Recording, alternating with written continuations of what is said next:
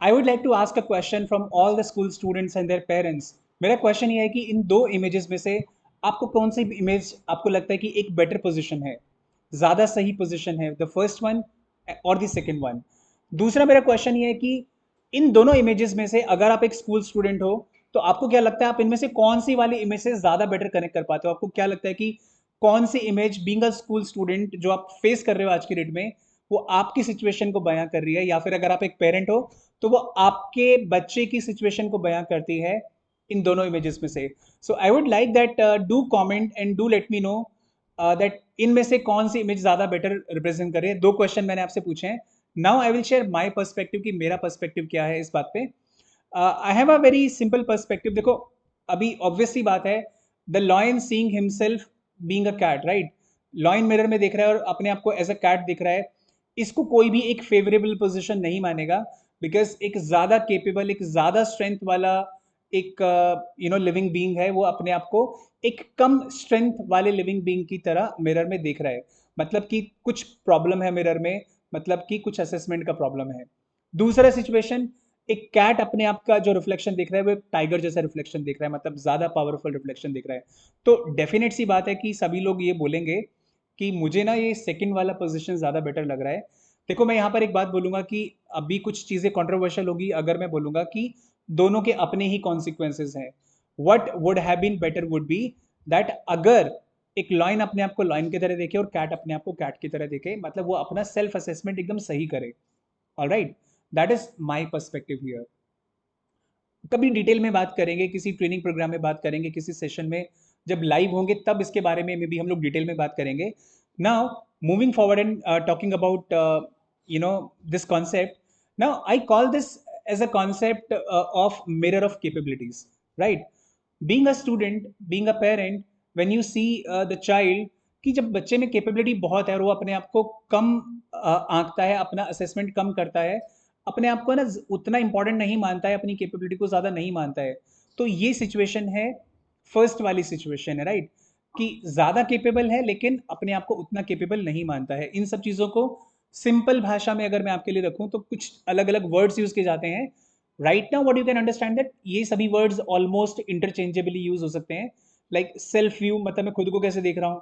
Self perception, again मैं खुद को कैसे देखता हूँ। सेल्फ कॉन्सेप्ट थोड़ा टेक्निकली साउंड करता है बट वही बात है। सेल्फ एस्टीम थोड़ा अलग जाएगा बट सेल्फ इमेज, तो ये सारी बातें लगभग लगभग एक ही हैं। मेरा कहने का मतलब क्या है कि देखो, कोई भी स्टूडेंट है, पढ़ रहा है, स्टूडेंट के लिए पढ़ाई इंपॉर्टेंट है, लेकिन अगर सही चीज़ें सही जगह पर नहीं रखी जाएंगी, सही चीज़ों को प्रायोरिटी नहीं दी जाएगी, तो वो जो कर रहा है उसमें वो अपना बेस्ट नहीं दे पाएगा, राइट? मैं पिछले 12 साल से ज़्यादा से स्कूल स्टूडेंट्स को ट्रेनिंग देता हूँ, and in this time I have experienced, मेरा कुछ कन्वर्सेशन हुआ है बच्चों के साथ में। I do coach them, right? I coach them, I help them bring the best inside themselves. मैं उन मेरा हमेशा से जो एफर्ट रहा है पिछले कुछ सालों में is to give them a mirror of their capabilities, right? जिसमें कि ना वो अपनी कैपेबिलिटी को सही लेवल पे असेस कर सके, वो देख सके कि भाई वो क्या करने के लिए केपेबल है। उसको इतना ज्यादा हाइप भी नहीं बना देना है कि वो अपने आप को एक छोटी सी बिल्ली अपने आप को टाइगर समझने लगे, फिर बाद में वो परेशान हो, यार सर ने तो मेरे को ना ये दिखाया था कि मैं ये कर सकता हूँ, बट बाद में निकल के आ रहा है यार ये तो मैं कर ही नहीं सकता हूँ। So even that would have its own challenges, right? What's important is, because देखो हम लोग human beings and all the human beings have been given huge huge huge potential. यार मेरे अंदर जितना पोटेंशियल है ना, अगर मैंने उस पोटेंशियल को भी रियलाइज कर लिया तो आई मीन उसकी फिर बात ही क्या है ना। तो अगर यही बात है कि भी मेरे अंदर इतना ह्यूज पोटेंशियल है और उसको भी यूज कर लो, तो फिर भाई उसी को यूज कर लो ना। So what we need to do is we need to show them a mirror of capabilities. अभी मिरर ऑफ कैपेबिलिटीज आता कहाँ से है, कौन से बाजार में मिलता है, कौन से मार्केट में मिलता है? नहीं मिलता।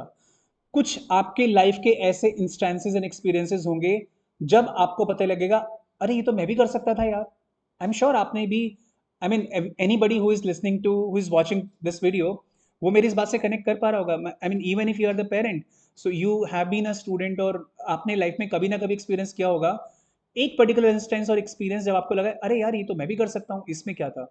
And that is the mirror of capability. कई बार ऐसे भी इंस्टेंसेस रहे होंगे कि जब आपने देखा यार ये तो मैं नहीं कर सकता, आपको पता लगा या आपको बताया गया कि ये आप नहीं कर सकते हो।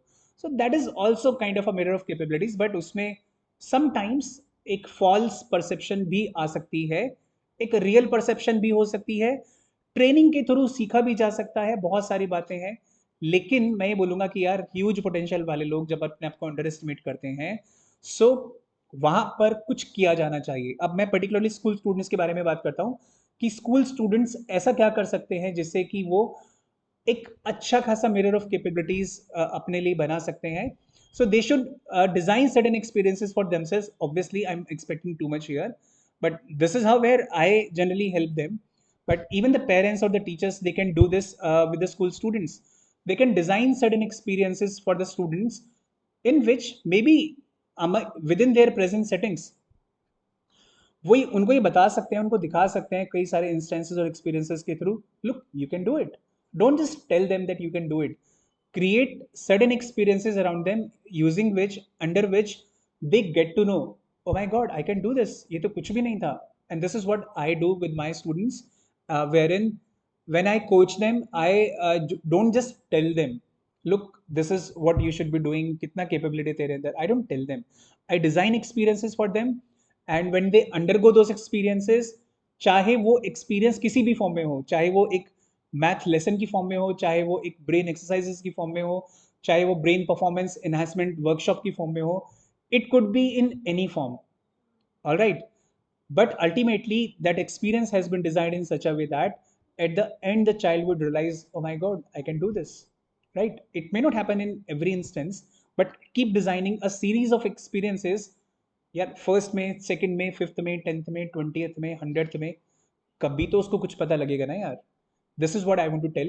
And second, don't give them a false sense of perception like, यार तू तो ये कर ही नहीं सकता यार, ये तो तेरी कैपेबिलिटी नहीं है करने की, तू कहाँ करेगा इसको, कहाँ तू ये करने वाला है.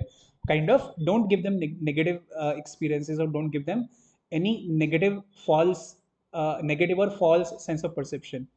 Being a parent, being a teacher, अगर आपको बच्चे को डांटना है आप डांटिए, but do not discourage them. Alright, डांटना इज वन थिंग, डिस्करेज करना is the second thing. Don't mix them. You want to chastise your child, perfectly do it, it's your right. बच्चे के वेज को मेंड करना ये पेरेंट्स की, fathers की, mother's की ड्यूटी है, do it. But that would be my request, my humble request to all the parents watching this video, do not mix the two things. Do not scold your child, do not chastise your child in such a way that वो अपने आप की capabilities को question करने लगे, right? Because there used to be a time when we used to, chastise them in such a way, they would take it positively. But these days, the times have changed, and their caliber to handle with stress, that has reduced. So we have to come down to that level that they can tolerate very easily. All right. Gradually आप उनके tolerance level पे काम कर सकते हो, and then अभी ये discussion फिर एक अलग डायरेक्शन में चला जाएगा. So I would be closing today's discussion just by summarizing what we have discussed. The summary of the discussion in a few seconds is that mirror of capabilities is like, हमें सही mirror of capability अपने बच्चों को देना चाहिए if as a parent, और as a student मेरे को भी अपनी कैपेबिलिटी को असेस करना आना चाहिए और असेस करना सीखना चाहिए. मुझे बड़ों की हेल्प लेनी चाहिए, टीचर्स, पेरेंट्स, कोचेस की हेल्प लेनी चाहिए to understand my own capabilities. Being a lion, having lot of capabilities, मुझे अपने आप को ये नहीं देखना चाहिए कि यार ये तो मैं नहीं कर सकता हूँ. Rather I should go and find out ways in which I can do things. Thank you and keep learning and stay happy.